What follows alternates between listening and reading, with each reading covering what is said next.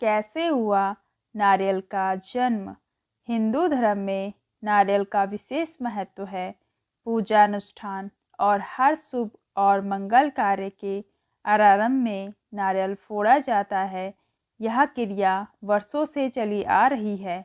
नारियल के जन्म की कहानी प्रतापी राजा सत्यव्रत से जुड़ी हुई है।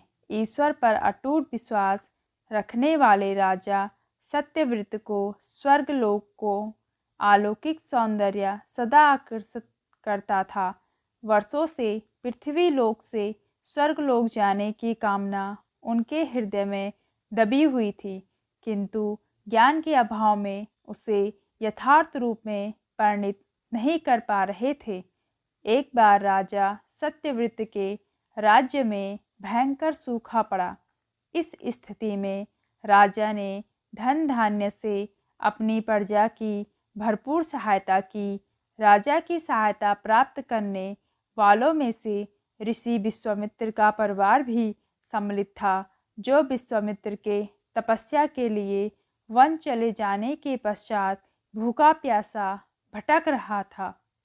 जब विश्वामित्र तपस्या से वापस आए, तब राजा सत्यव्रत की भूरी भूरी प्रशंसा करते हुए उनकी पत्नी ने उन्हें बताया कि कैसे उनकी अनुपस्थिति में उपजी विषम परिस्थितियों में राजा सत्यव्रत ने उनके परिवार की सहायता की। यह सुनकर ऋषि विश्वामित्र आभार व्यक्त करने राजा सत्यव्रत के दरबार पहुँचे। राजा सत्यव्रत ने उनका स्वागत और आदर सत्कार किया और उनके आने का कारण पूछा। ऋषि विश्वामित्र ने अपने परिवार की सहायता के लिए राजा का आभार व्यक्त करते हुए उन्हें वरदान मांगने को कहा।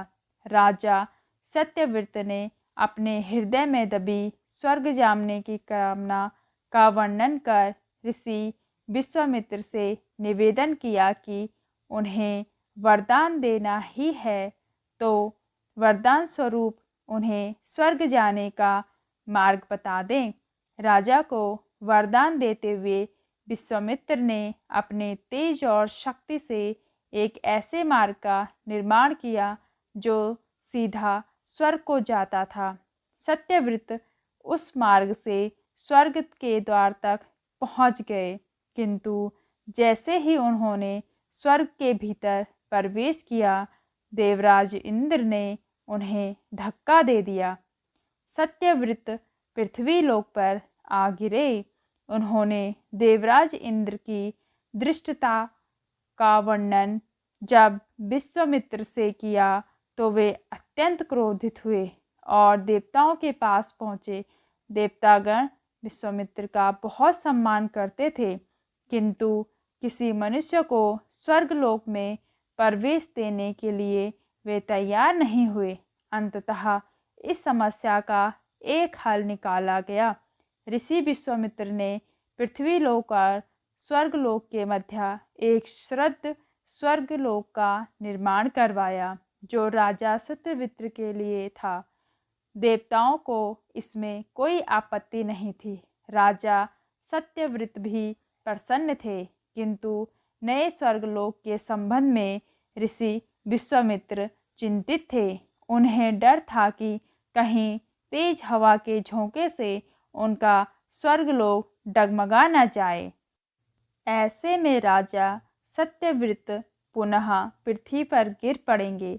इस समस्या का निदान करते हुए उन्होंने नवीन स्वर्गलोक को सहारा देने पृथ्वी लोक से नवीन स्वर्गलोक तक एक मजबूत खंभे का निर्माण किया। माना जाता है कि इस खंभे का तना बाद में एक पेड़ में परिवर्तित हो गया और राजा सत्यव्रत का सिर इसका फल बन गया।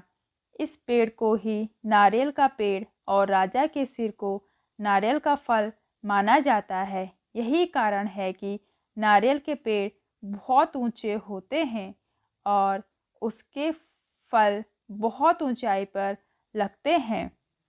कथानुसार पृथ्वी लोक और स्वर्गलोक के मध्य लटके होने के कारण राजा सत्यव्रत को न इधर न उधर की उपाधि दी गई है।